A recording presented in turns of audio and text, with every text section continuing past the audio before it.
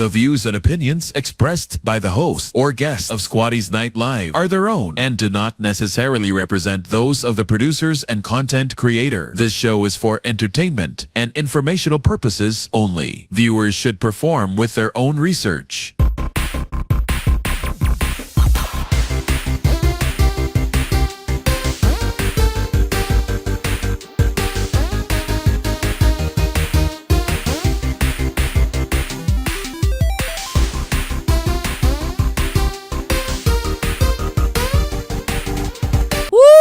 Mga ka-squad, let's go! Palapagan naman dyan mga ka-squad, diba? Hello?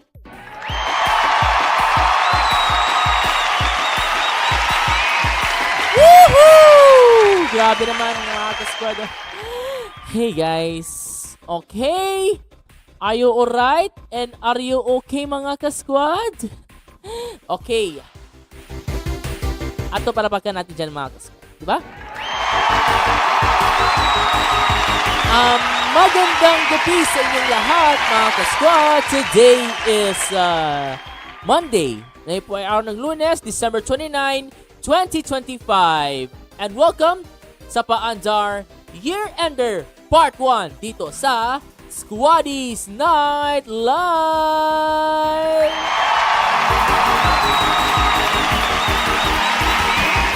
Ako po yung ka-squad, Rod Michael Adeli. You can call me Kiam or something that for Oski. Sa loob ng susunod na 1 hour, baliputanaw tayo sa mga kwento, ganap, at paandar na bubuo sa ating 2025. Grabe rin dyan ng mga ka-squad, no? Hay nako, grabe naman dyan. Hay nako. Yeah! From highs, lows, plot twists, hanggang sa mga teka. Nangyari naman dyan mga ka-squad. And yes, New Year is literally knocking. Ilang tulog na lang at 2026 na and we only have 2 hours. 2 days, 4 hours, 21 minutes, and 35 seconds bago mag 2026!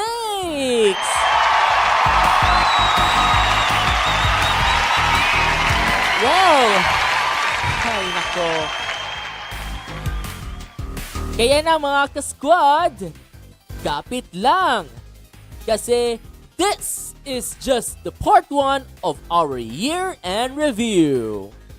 Ito na po ang ating year-end review ng SQUADDIE'S Night Live.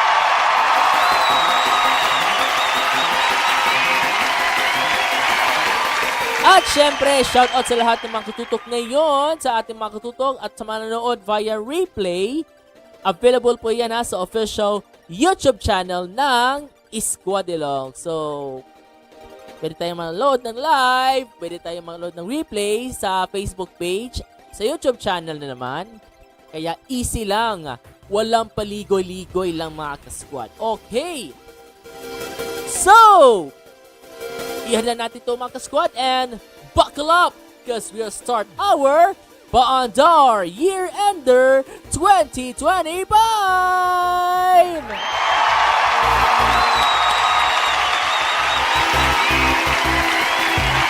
Ito na!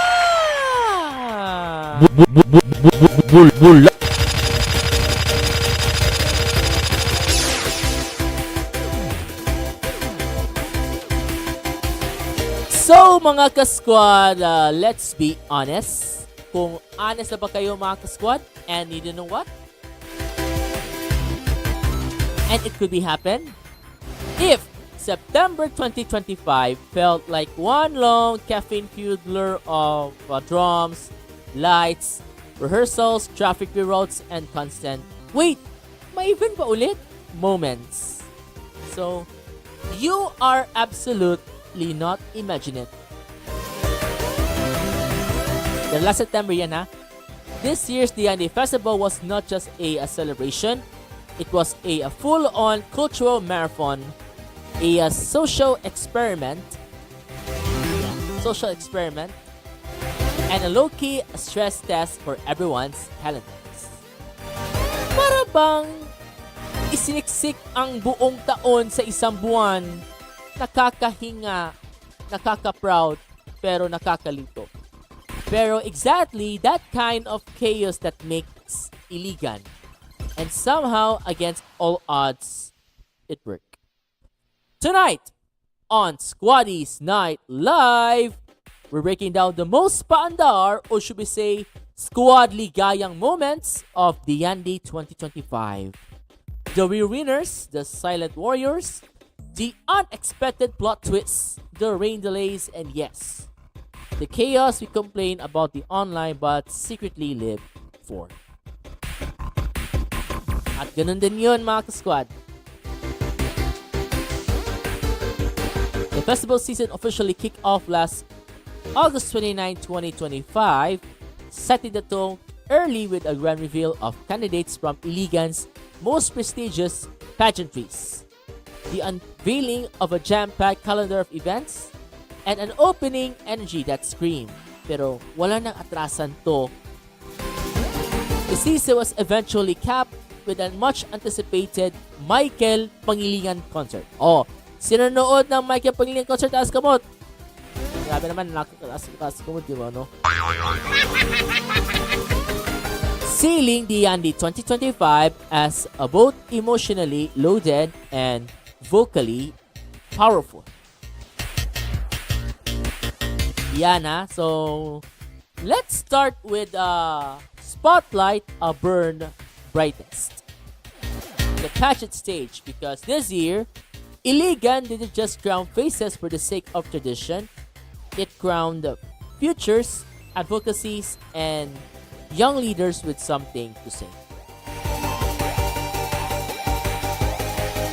So, leading the roster was Miss Trexie Paris Rojas, an 18-year-old nursing student from MSU Naawan who claimed the crown as Miss Iligan 2025. She delivered a rare combo of youth and maturity, composed of answers, purposeful advocacy, and that quiet confidence that says, handa ako, brains, ayan ang mga ding. Check. Ding! Gamit itong mga ding. Brain. Yung brains ko. Cheng. Yeah. Brains? Check.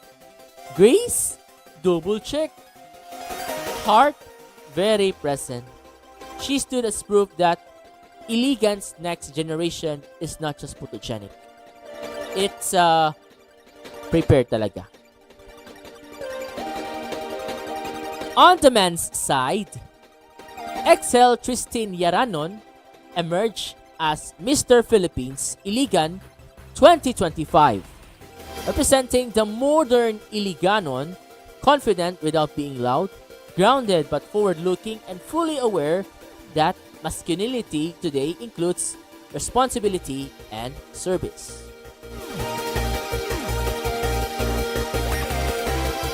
Ito separated, di ba, kay sabi ni Man, no? So, carry the cultural ba ito? Cultural role of the celebration. Muhammad Ryan Musa was crowned Diyandi King Festival, and Princess Jane Ganadin, Diyandi Festival Queen. Their ring symbolized unity among Iligan's tribe people, the Maranao, Higaonon, and Christian communities. Fun and a very Diyandi detail, the Festival Queen was crowned at Robinson's Iligan, while the Festival King was crowned at the, yung location niya, I think it's Chonghua School or sa Papi Plaza ba to? Sa Lasal Academy Gym. Mistake ko yan, mistake. Basta benyo lang to 2 venues, 1 spirit, and maximum logistics. And in a night filled with unapologetic self-expression, talent, and inclusivity, Steffi Marie Mifirano from Iligan City National High School took home the title of Miss Gay Iligan 2025 to be held at Iligan City Public Plaza. Her win was not just about the performance, it was a reminder that representation isn't an extra feature and it's essential. Yun ato ating crowning moments ng mga Diyandi, di ba? Atong palapakan ng mga reigning queens and kings.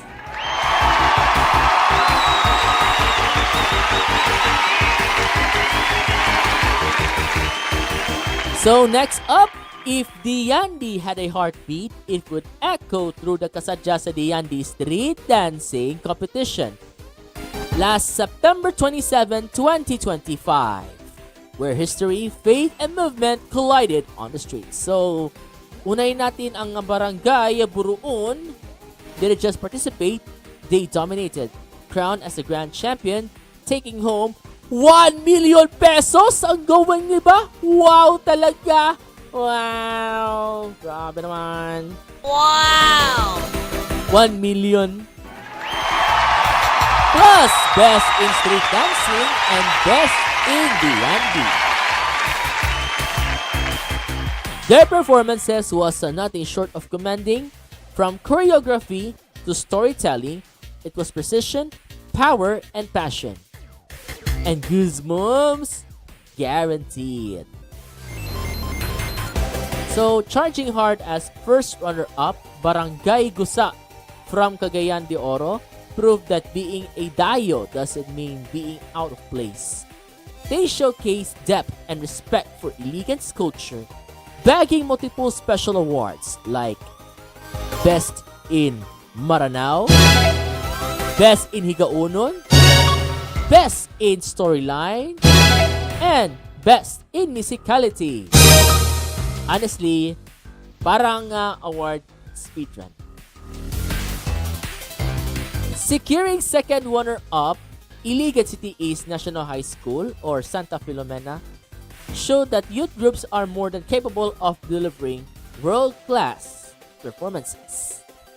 Meanwhile, Barangay Dikukalan impressed with sheer tactical skill and earning in Best in Eskrima or Batalya. Sabi na ito yung mga Best in Eskrima. Ganon yung parang yawa-yawa or ang San Miguel. Ganon yun na Max Squad, I guess. Culture here wasn't just with perform. It was lived, rehearsed, sacrificed for, and proudly offered to the streets. Kaya naman, congratulations din sa mga Diyandi. Kasadya sa Diyandi, goodness. Okay! The isiniksik era is real talaga. No? Let's not sugarcoat it. September 2025 was absolutely unhinged. Akala yun, hinge problem eh. Hinge problem talaga eh. The madness began with the Mugna grand opening and the Diyandi art exhibit, immediately setting a creative and reflective tone. From there, the momentum never slowed. Ito pa si Garbo sa Diyandi at baraas tubod, the ever-busy Iligan Night Market and the local products fair, reminding everyone to support local or else, grabe naman, or else, face judgmental side eyes. Engines rode at Torque Iligan 2025, while small business and hustlers thrive during the Bentagos Taratena Season 12, sponsored by SMCII, and drum and lard enthusiasts were constantly fed, starting with Himugso sa Musika, the drum and lard competition, which delivered both applause and the usual lineup debates. Oh, my chika! Lagi naman mga ka-squad, di ba? Then came the Diyandi Battle of the Bands. Hugyawa sa Sayawan Dance Fest, and suddenly everyone's Google Calendar gave up. Diba? Fately seamlessly blended last September 20 with festivity during pagpakanaog sa patron and the start of the novena, grounding the celebrations spiritually before we collectively scream during Kichi Nadal's live concert.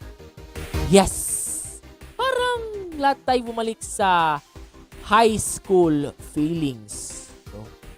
Parang medyo nasa high school na. It's been a high school era, di ba? Wow! Grabe naman. Yon. Talama. Uy.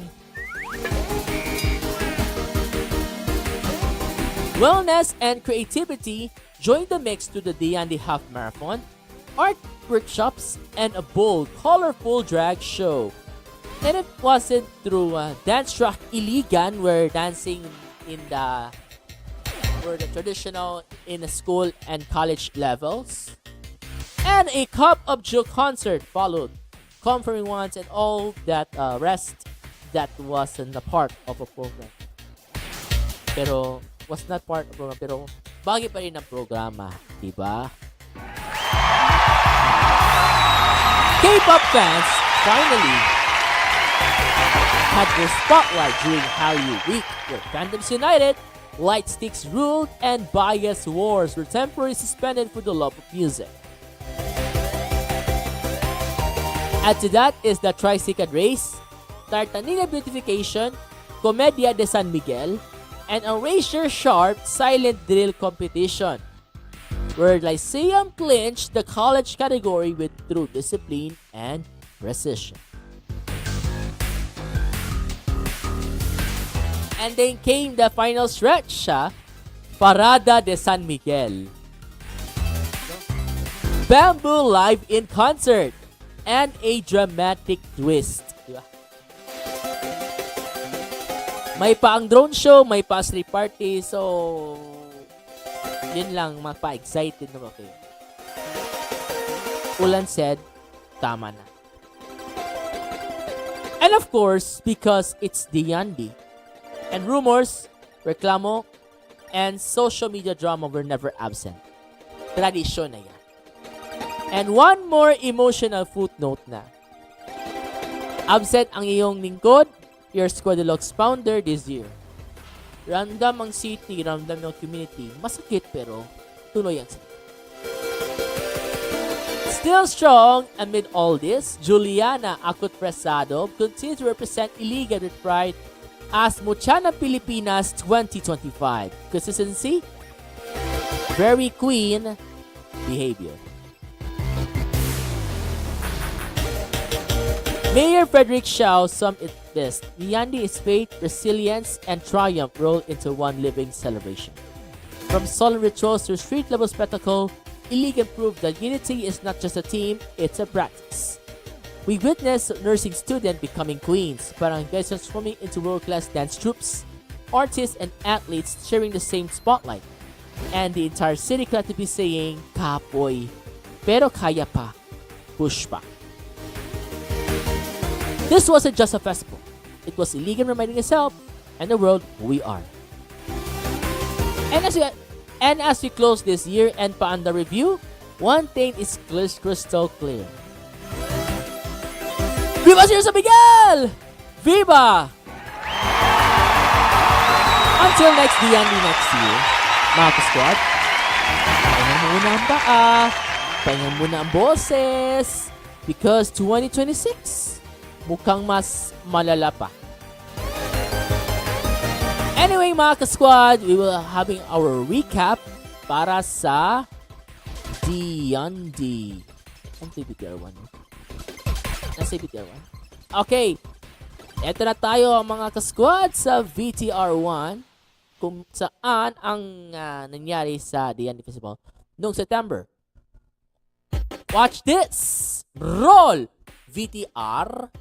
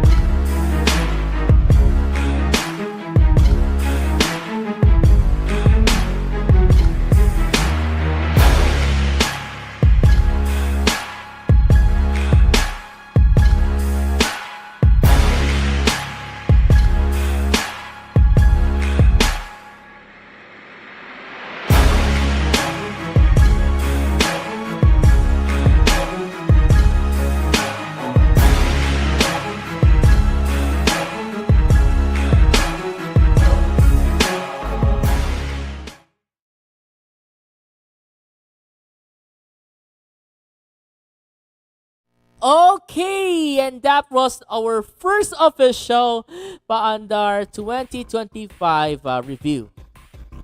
All about the unforgettable, chaotic, and beautiful Diyandi Festival 2025. Up next, we've got some reviews about the aesthetic words and slangs of the year 2025. So, ang ating oras, alas 8 in punto. And stay tuned mga ka-squad, mababalik ang Squaddies Night Live Paandar 2025, the SQUADLogues Year-End Review! Magbabalik po kami. Stay tuned!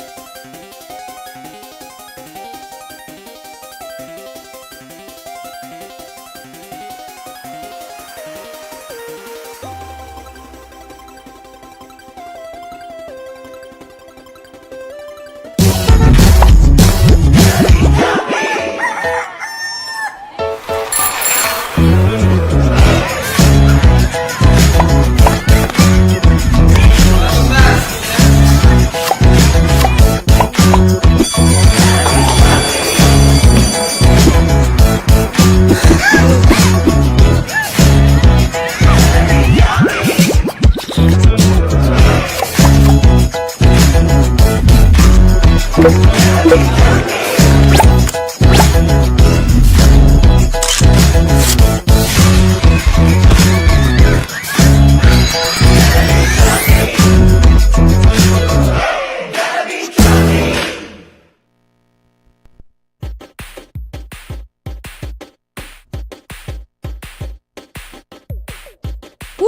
mga ka-squad!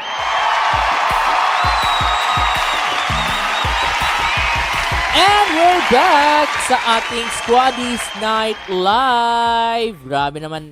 And we're back dito kay sa ating to, ha? Mga ka-squad, if kung 2025 ang pag-usapan and if it taught us anything, if this language online's evolve faster than your For You page refreshes. 1 minute if you're fluent, the next minute may nagsabi ng 6-7, sabi ng 6-7, sa harap mo with matching hand gestures, and you're just there like, huh?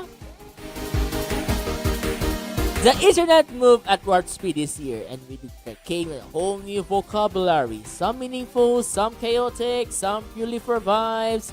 These were the words that didn't just live online, they escaped the comment sections and invaded our daily conversations, group chats, and even family dinners. So, if you ever nodded along pretending, and you should understood, but don't worry, this is your safe space. Let's break down the social media slang of 2025 one word at a time, podcast style with analysis, context, and a little side eye. Grabe nun?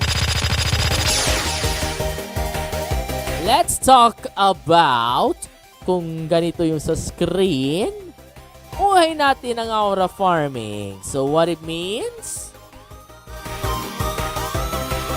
Originally popularized by an anime community, aura form refers to doing something effortlessly cool, impressive, or stylish without looking like you're trying too hard. So, act of doing something to appear cool, impressive, or stylish without trying too hard. So, anime fandoms can take credit for the word's popularity as they often use it to describe characters doing as an act to look particularly cool. Parang cool na to. Cool, right? Grabe na to. Cool talaga, no? Cool talaga.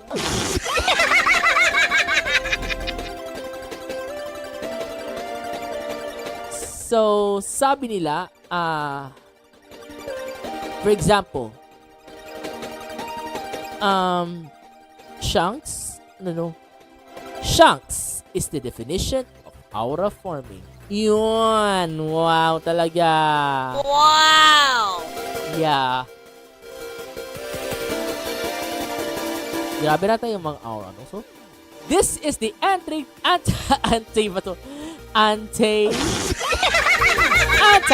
flex. It's not about showing off. It's about existing and still serving. The moment someone does something low-key, iconic, quiet, confidence, perfect timing, zero explanation, that's aura forming. If you announce it, sorry, aura lost. Next! Paldo! Let's go!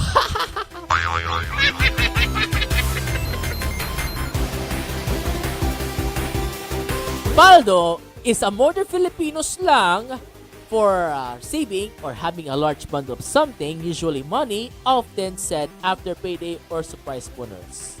In other words, a modern Filipino slang that refers to a large bundle of something, usually money. Sabi naman natin yung mga paldo, mga sinabi yung mga cards, ay mga paldo na sila sa GCash or sa ating nangyari yun ng paldo, yung money. Yun magpatong yung tagan ng money. Paldo talaga. For example, paldo ang mga dahil pumasok na ang 13th month pay! Yatsu! Ayan! Take ko yan, ha? Short, sweet, and very Filipino. Paldo is less about the amount and more about the feeling. It's joy, relief, and healing your inner child in one word. Usually followed by online shopping or treating your barkada. Yun! Grabe na tayo na. Grabe tayo mga paldo, di ba?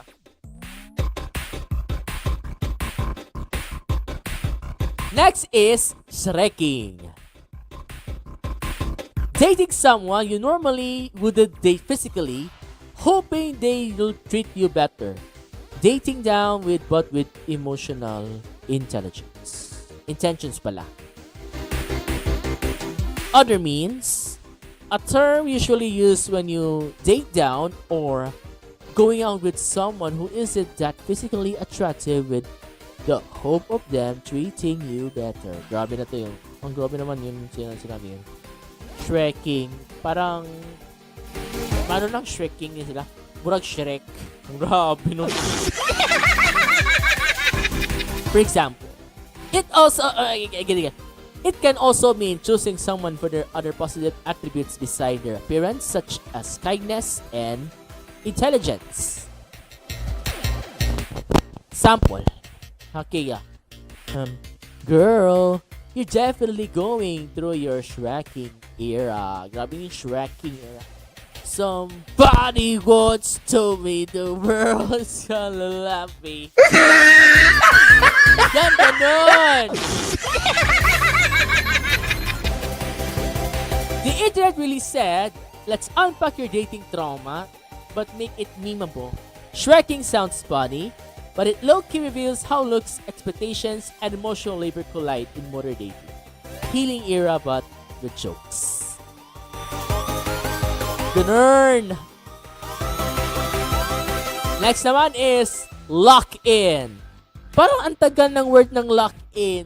Mga year 2000s, di ba? Lock-in, you're locked into the newest station and creation, blah blah blah, something. Grabe.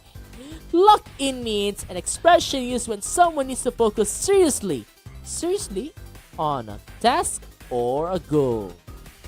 Ano yung task or goal, di ba? It also means typically used when you enter a state of deep focus when doing a task or goal that requires intense concentration. For example, this became the universal phase for self-discipline, whether it's work, school, personal growth. Lock-in is the internal pep talk. No distractions, no excuses, just vibes and deadlines. So, sample.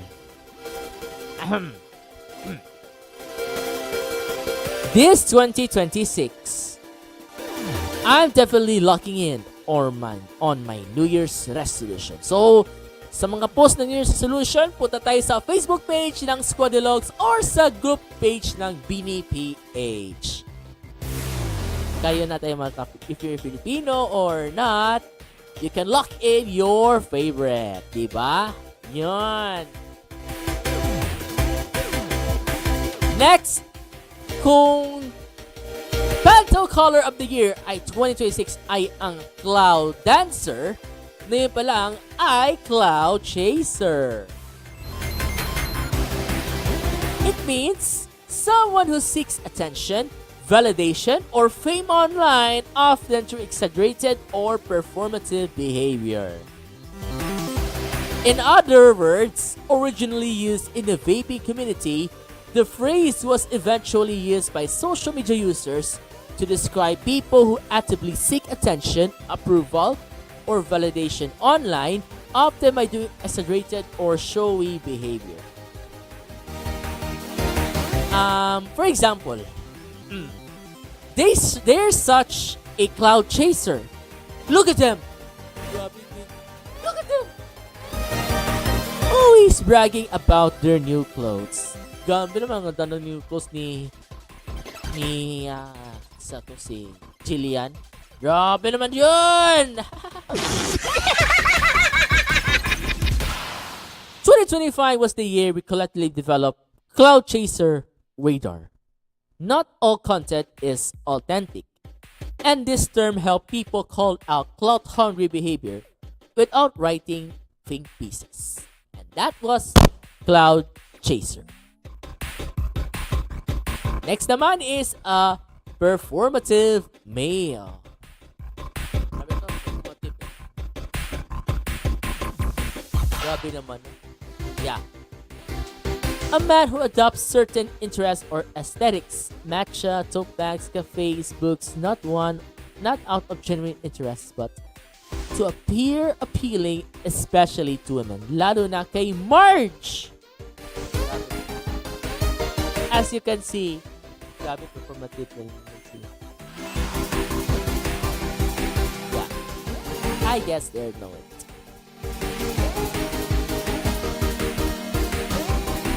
It also means used to describe males who typically do certain activities or display behaviors that would make them appear more appealing to women, like drinking matcha, tote bags with charms such as labubus or keychains, and often going to cafes to read books are some of the typical descriptions used around.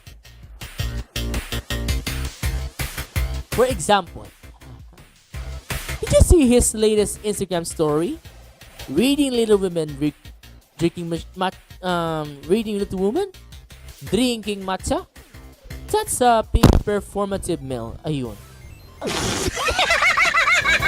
The term sparks debates for a reason. It sits right at the intersection of gender expectations and authenticity. Is it expression or strategy? The internet decided to name it, roast it, and move on. And that was performative male. Next naman is propaganda I'm not falling for. So it means a TikTok trend where users list beliefs, behaviors, or norms that they reject as manipulative or problematic. Oh, same talaga sa meaning. Grabe naman. For example, propaganda I'm not falling for. 1. Late invite to a hangout or hangout with Mamon. Not everything's political. Utang na loob culture pa yan ni Dream Car.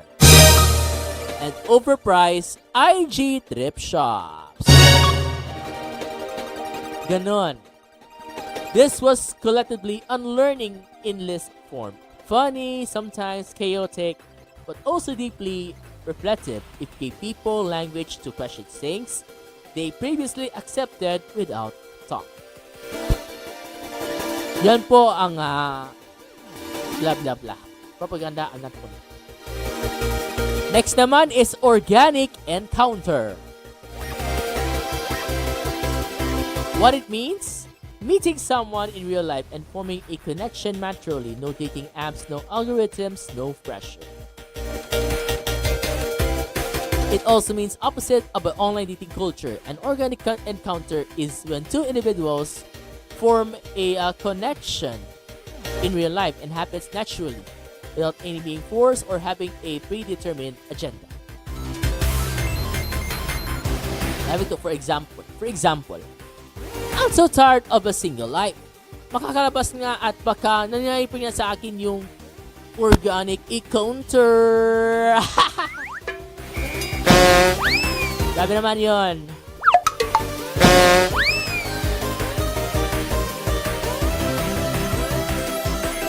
In a hyper-digital world, the term romanticize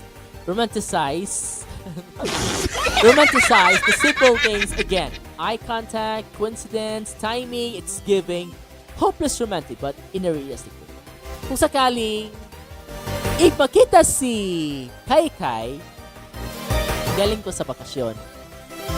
Sinabi ko yung para moments lang yun.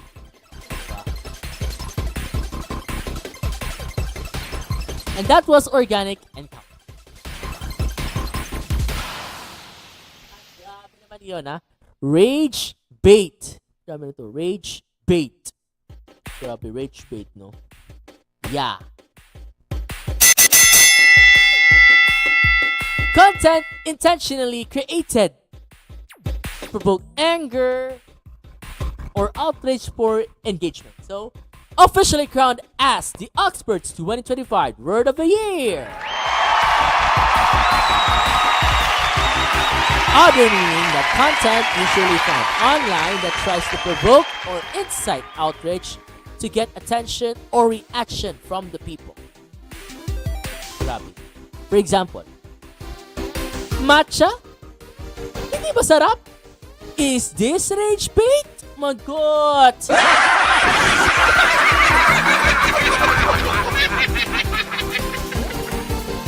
Once we have name for it, we couldn't unsee it.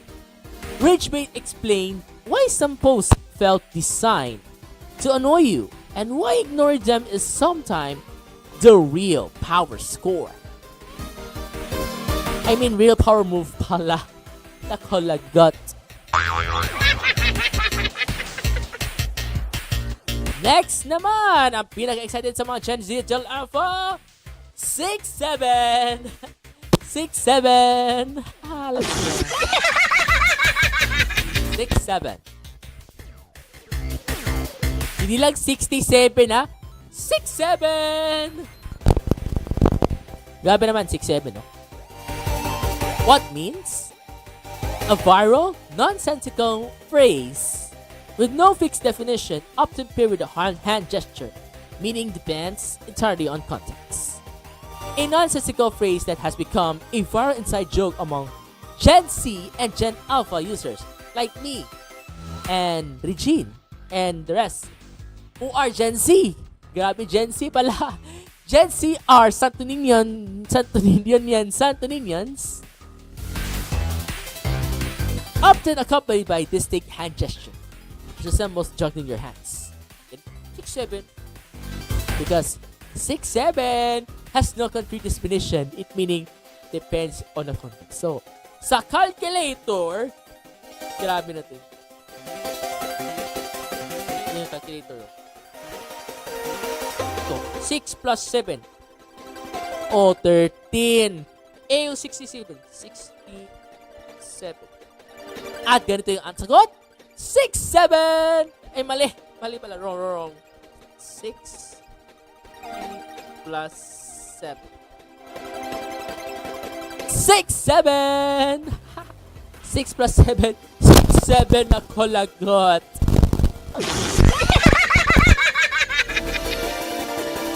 Pure Gen Z or a Gen Alpha, chaos. 6'7". Is it mean to make sense? Is it mean to...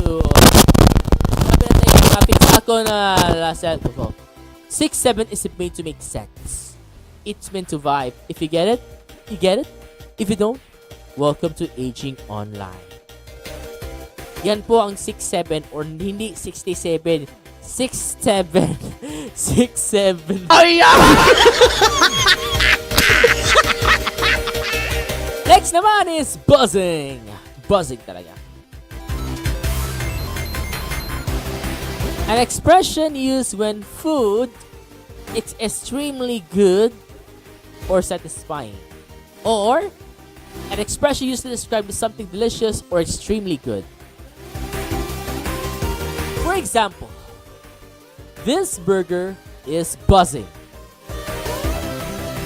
I'll dream about this for the next couple of days. Probably. Short review, maximum impact. If someone says buzzing, trust them, no further explanation required. Yan po ang buzzing. Eto na ang pinaka-excite nating lahat, ang Filipino slang. Take it away.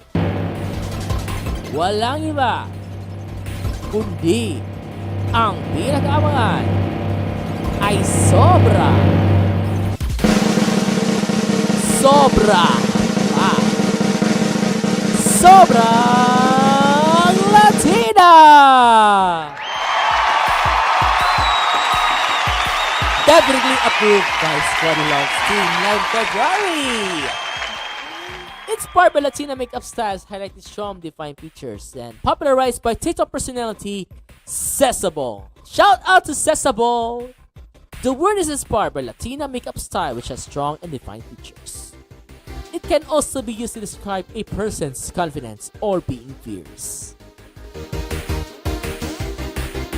For example, grabe naman ang look mo today sis ha? Dami na po today ha. Si Zulia, sobrang Latina!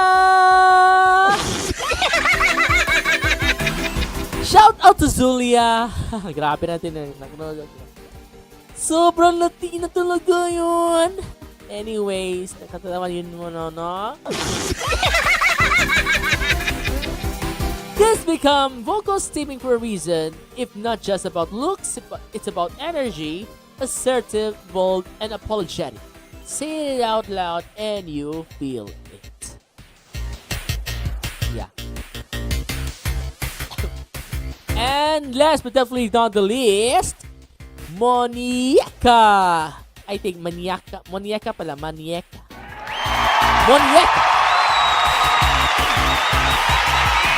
Another term popularized by Sesame. It is used to describe someone who looks like a doll or doll-like features or a visual. So, example, ibang classic face card naman dyan. Grabe na yung mga face card dyan. Ato ipakita yung face card ni Bini Aya ho. Grabe no? Face card Bini Aya ho. Monieka so much! Ganon! Monieka so much, di ba? Okay. Playful, camp, and very eternal. Monieka celebrates stelation and fantasy in self-expression, proof that aesthetics are storytelling tools now. Okay. These slang terms were just trends that were mirrors of how we think, feel, cope, and connect online. Some were funny, some critical, some confusing on purpose, but all of them captured what it felt like to exist on the internet in 2025. And that's it for the topic number 2 of the year-end Paandar Review 2025. If you understood all of these without Googling, congratulations! You survived another year online. Grabe naman yun, ah. Up next, even more internet chaos. So stay locked in, mga squad! More topics at 2025 sa pababalik ng Paandar 2025, the SQUADDIE'S Night Live Year-End Special!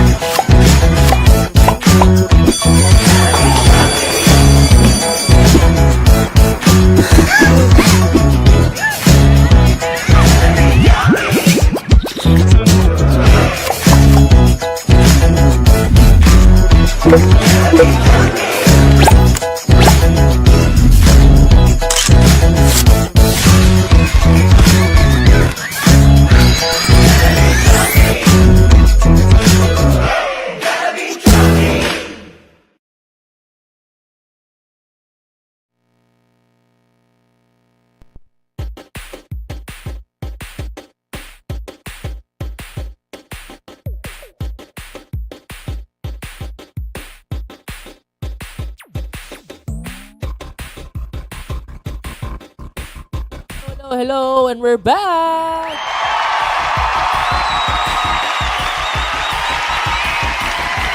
Mga ka-squad, eto na po ang ating latest update for the latest development from ABS-CBN News. Ito yung nangyari noong nangyari nga 2025. It was a news update from ABS-CBN News. Ito na po ang SNL News for today.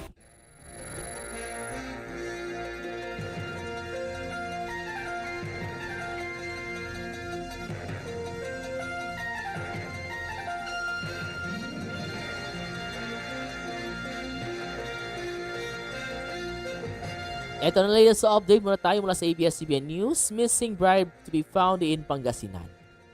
The Quezon City Police District on Monday said missing bride-to-be si Shera De Juan has been located in Sison, Pangasinan. Police Colonel Randy Glenn Silvio, director of the QCPD, told ABS-CBN News that a concerned citizen first informed De Juan's family about her sighting and later confirmed her identity personnel from the Fairview Police Station where De Juan was reportedly missing. Immediately, a route traveled to Pangasinan with her fiancé and family to pick her up. They left the station at around 12 noon. Yung mismong tumawag na makita kay Shera, kinontak po yung family, nag-usap sila saglit through Viber at kinonfirm po yung boyfriend at kapatid na si Miss Shera na po yun. Silvio said, Nandun lang sa bahay ng kung sino yung tumawag doon sa boyfriend. Civilian yan lang. Humingi ang tulong doon sa kanya. He continued. It has yet to be confirmed where De Juan left on her own or was taken by force. Pending an interview with her, Silvio said. Buhay po at may revelation siya pero hindi pa consistent he said. De Juan and her boyfriend of 10 years, Mark R.J. Reyes, were supposed to be tied the knot on December 14.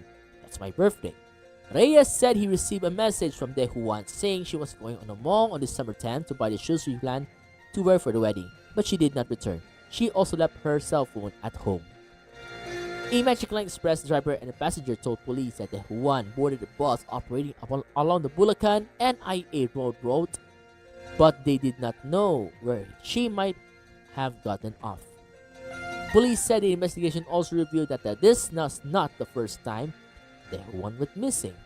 On December 23, Shera's maid of honor executed a sworn statement revealing her emotional, financial, and family struggles, confirming that this was the second time she had gone missing, Silvio said. Reyes posted a Facebook story on Monday thanking the Lord but did not use those context. He later deleted the post. Meanwhile, De Juan's family expressed their relief and gratitude that Shera has been found. Her older brother, Darwin, said Shera reportedly apologized for her disappearance. Sabi ko, wag ka na mag-sorry. Ang importante, kukunin ka namin, he added. Talagang marunong ang Panginoon talaga. Walang imposible na talagang tayong tumawag sa sagutin niya talaga, said Shera's mother, Tita De Juan. Her father, Jose, felt immense relief upon hearing the news. Sa totoo lang po, parang nabunutan po ng tinik. Sobrang saya po. Hindi po naipaliwanag, he said. Jose also requested privacy for Shera and her family once she returns home. At yan po ang ating SNL News Update ngayong araw ng Lunes. Lunes na po yan, Lunes. At Lunes na Lunes talaga, mga squad. Okay na ba dyan, mga ka-squad? Okay na ba? Okay. Maraming salamat, mga ka-squad, sa pagsama niyo sa Paandar Year-End Part 1 dito sa SQUADDIE'S Night Live. Tonight was all about the first half of 2025 Rewind. Mga kwento, ganap, at moments na humubog sa taon na ito. Pero klaro lang ha, Part 1 pa lang to ha. Bukas, December 30, 2025, tuloy ang kwento sa Paandar Year-Ender Part 2 kung saan mas dali pang review at mas pang usapan. And of course, the reveal of a top 10 newsmakers of 2025.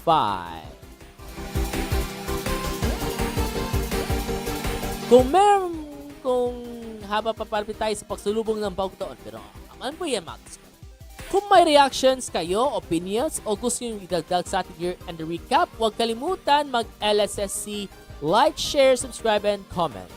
For more SquadLogues vlogs and content, follow us on Facebook, X, and YouTube, as well as Instagram and Threads at SquadiLogues. That's SQUADILOGUES. For behind the scenes and updates, you can follow us at RM Adelaide on Instagram and Threads. This has been Squaddies Night Live Paandar Year-Ender Part 1. Ako po ang iyong ka-squad Rod Michael Adelaide saying, together, let's keep the faith every day. Be worry-free because God is good all the time. And all the time God is good, God will make a way. Stay safe always and magpahinang muna kayo mga ka-squad ha. Bukas ulit. Bye! Ato na to. Bye.